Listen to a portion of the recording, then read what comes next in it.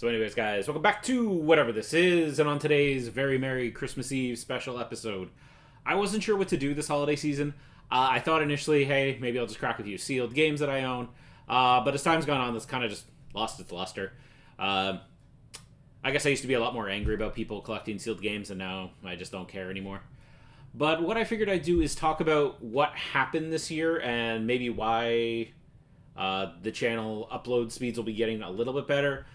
Made a bunch of mistakes last year behind the scenes, and I figured let's just talk about it and let you know kind of what happened throughout the year. Let's go.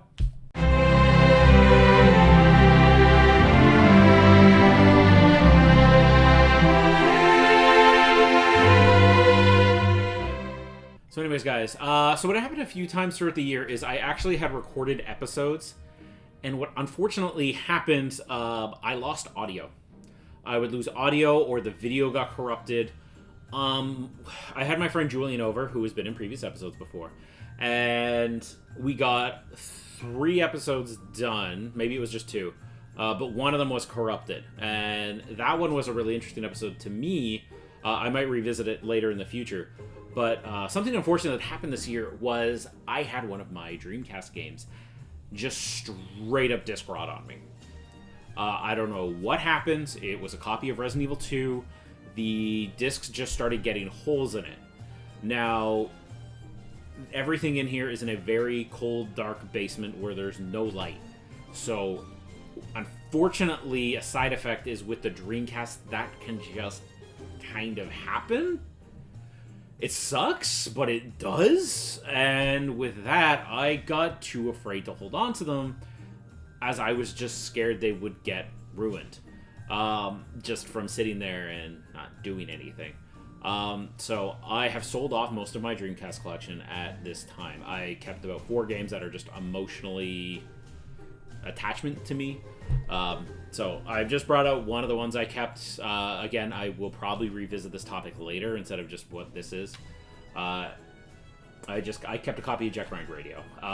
Easily one of my most important games for the Dreamcast.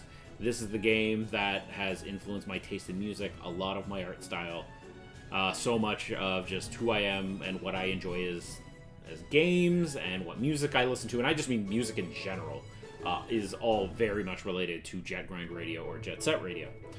But this game is super fun and crazy expensive, but to me it doesn't matter because it's just, I love Jet Set Radio. Those are the ones I really wanted to keep, was like which ones are emotionally important to me.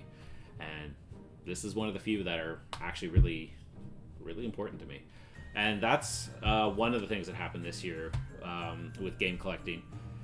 The other thing is, and I just kind of think it's weird, is I did a video, you all may have seen it before, where to play retro games. Just an easy way to do it. Like, if someone wanted to play older games, and they were to ask me, where do you think the easiest place to go would be? And very easily, I always say now, the Xbox. As odd as that may sound, maybe some people, you're like, yep, that makes sense. Some people, they're like, oh, why would you pick the Xbox? The backwards compatibility is actually kind of incredible. It's a good way to play a bunch of old games, literally up to the like PS2, GameCube, Xbox era, which is kind of amazing. And a weird side effect of me constantly playing that console is I really got into the habit of buying physical games for it now. I know a lot of people are like, oh, you can't play your games physically without the online. Yes, I am aware of that issue, and it has been patched out now. So if you have the disc, it just plays whatever's on the disc. Doesn't matter. Xbox One and Xbox Series, no problem. 360 is its own bag, same with the original Xbox, as it has to download a version that works. That doesn't matter. That I expect from those games. But like from Xbox One and Series games, so this is a Series game, this one works, no problem, even if the internet like fails for whatever reason. That has been patched out, so please, you're gonna come at me like, sorry, not sorry. But yeah, I've just kind of become a big Xbox fan. I like playing everything on the Xbox. I like the controller. Any option I get now, if there is an Xbox version, that's the version I'm playing with, because fight me on this one, but like all games look better on the Xbox, hands down. I can get the HDR to work. I can get all the fun stuff to work. Like, unlike the PS5, The Xbox actually takes advantage of sound bars. I have one. The PS5 just puts stereo sound through it. The Xbox actually utilizes the 5.1 surround sound of the sound bar, which is awesome. I don't have to set it. It just goes, hey, there's a sound bar. Here you go. And it just takes it. And that's not something I noticed that the PS5 did. Oh, yeah, it's just bizarre. I can't believe that happened myself. It just like slowly grew throughout the year, and then I'm like, oh, I think I like the Xbox more. I also play it a lot more now. But yeah, this is the other thing that happened was I easily became an Xbox collector. Like, I know it's very well known. Where'd I put them? I do have a bunch of original Xbox games behind me. If I don't own the GameCube version, I own the Xbox version generally, as the Xbox versions run better. And that's always been my experience with it. Even in the PS3 era, there's very few games where the Xbox version doesn't run better. Not to say it doesn't happen. There's always those games, but if you were to take the whole of what runs well, what runs poorly, or which one runs more consistently, consistency matters, frame rate matters to me a whole lot. The Xbox One usually just runs better. And it's a great console. And that's where I've been for like the past chunk of the year. I had a couple video errors. The main one was that one about preservation and loss of your collection.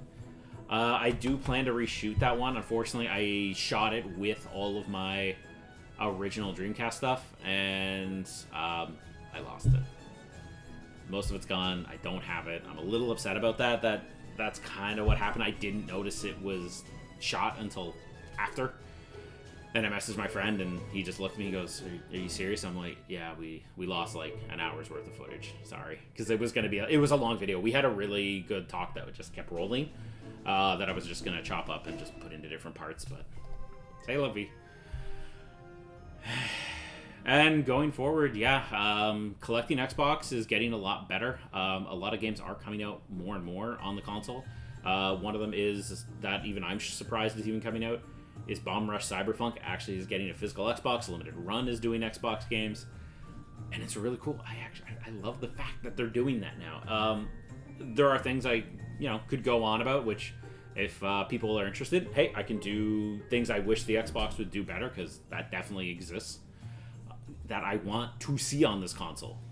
And I would buy physical copies, hands down, no problem, if they existed on that console. But anyways, guys, that's been my year, basically, for gaming. It has been a little different than usual. I haven't been picking up as much as I used to. That's probably because I don't work at the game store anymore. So I used to be like up here buying stuff. Now I'm kind of like, let's come down to earth again. Because when you work in a game store, you're surrounded by it all the time. And now I'm not. With my new job, it's not there anymore. The temptation is just long gone. I still buy games. I still have a ton of Switch games I pick up. But that's really it. Like, it's just shrunk down so much. And I think it's healthy for me. I think it's good. I don't think you should be buying every game brand new when it comes out. I think it's okay to just wait sometimes. But sometimes you're like, hey, it's Resident Evil 4. It's my favorite game. I'm just going to buy it. I don't care. And that's okay, too. And that's okay. But it's just, I'm interested to see how my collection's changed. In some cases, I've just been really unloading a lot of things. Just shrinking it down or even just modifying it. Like, I picked up a few box copies of games that I used to have the boxes for that I got rid of, and now I want just a couple boxes. I don't want to go too ham on it, and that's it. And I think it's a healthier way to look at your game collection. But it's been really good to kind of just have more of a collection that you're happier with. It feels a lot better, and not to have everything. Because it's good to look at your collection and know you can play everything if you want, or you have played everything. The collection gets weird, I find, when you kind of look at it and go, yeah, I definitely don't have time for all this stuff. You're like, cool, yeah, you got all this cool stuff. You can't utilize it. And that's the part I'm really starting to enjoy again. Like, I feel like I'm getting really back into the habit of not collecting anymore, but just playing what I have. And it's really changed my mindset towards everything, especially because the pricing, if you've looked at retro game, is just, it's a lot now. A lot of times I'd rather just stick to newer games, because that's generally what I'm playing lately. And I wonder what your guys' year's been. What have you guys been up to? Has your collecting changed at all? Because mine definitely has. My mindset has definitely changed towards all this. I still love it to pieces. It's still one of my favorite hobbies, but it's definitely changed. One thing that will definitely be happening, not in this video, but after the next one. So at my end of the year, where I do my Game of the Years, because I am just about to go beat Sea of the Stars in the next room as soon as I finish recording. And I'm guaranteeing you that game is going to be on my Game of the Year. And I'll have a lot more to say in that video. But this background's going to change a little bit. I'm not moving or anything, but there's been so many changes to what my collection is, how big it is, what I have, what I own. I need to readjust everything behind me. So I'm going to spend a little bit in the beginning of the year readjusting what's behind me. So if it shifts, it changes. This is all going to be a little bit more cleaned up. Hopefully it looks a lot better on camera, but we shall see what that leaves for us. But anyways, guys, that's it for this week's episode. I hope you have yourself a Merry Christmas, and take care. Have a good one.